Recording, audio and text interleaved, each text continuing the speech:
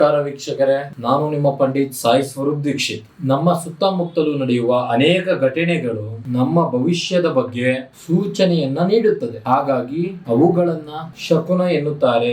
ಈ ಶಕುನಗಳು ಒಳ್ಳೆಯದನ್ನ ಹಾಗೂ ಕೆಟ್ಟದ್ದನ್ನ ಎರಡನ್ನೂ ಸೂಚನೆ ಕೊಡುತ್ತದೆ. ಅದರಲ್ಲಿ ಒಳ್ಳೆಯ ಶಕುನದಿಂದ ನಮ್ಮ ಜೀವನದಲ್ಲಿ ಸಂತೋಷ ಹಾಗೂ ಸಂಪತ್ತು ವೃದ್ಧಿ ಆಗುತ್ತದೆ. ಇನ್ನು ಅಶುಭ ಶಕುನದಿಂದ ಕೆಲವೊಂದು ಕೆಡುಕುಗಳು ಉಂಟಾಗುತ್ತದೆ. ಹಾಗಾದರೆ ಯಾವ ಶಕುನ ಶುಭ, ಯಾವ ಶಕುನ ಅಶುಭ ಎನ್ನುವುದನ್ನು ನೋಡೋಣ. ನಿಮ್ಮ ಮನೆಯಲ್ಲಿ ಇದ್ದಕ್ಕಿದ್ದಂತೆ ಬಹಳಷ್ಟು ಕೆಂಪು ಇರುವೆಗಳು ಹೊರ ಬಂದರೆ ಅದು ಭವಿಷ್ಯದಲ್ಲಿ ವಿವಾದ, ರೋಗ, ಹಣದ ನಷ್ಟ ಆಗುವ ಸಾಧ್ಯತೆಗಳಿವೆ ಹಾಗೂ ಅದನ್ನು ಅಶುಭದ ಸಂಕೇತವನ್ನು ಹೇಳಲಾಗುತ್ತದೆ. ಅದೇ ರೀತಿ ಕಪ್ಪು ಇರುವೆಗಳು ನಿಮ್ಮ ಮನೆಯಲ್ಲಿ ಕಾಣಿಸಿಕೊಂಡರೆ ಅದನ್ನು ಶುಭದ ಸಂಕೇತವೆಂದು ಪರಿಗಣಿಸಲಾಗುತ್ತದೆ. ಸಾಧ್ಯವಾದಲ್ಲಿ ಅದಕ್ಕೆ ಸ್ವಲ್ಪ ಸಕ್ಕರೆಯನ್ನ ನೀಡಿ ಮತ್ತಷ್ಟು ಶುಭ ಫಲವನ್ನು ಪಡೆಯಿರಿ. ಇನ್ನು ಮುಂತಾದ ವಿಶೇಷತೆಯುಳ್ಳ ವಿಷಯಗಳಿಗಾಗಿ ಹಾಗೂ ಸಮಸ್ಯೆಗಳಿಗಾಗಿ ಹಿಂದೆ ಕರೆ ಮಾಡಿ ಪರಿಹಾರವನ್ನು ಕಂಡುಕೊಳ್ಳಿ. ಸಾಧ್ಯವಾದಲ್ಲಿ ನೇರವಾಗಿ ಭೇಟಿ ಮಾಡಿ. ಧನ್ಯವಾದಗಳು.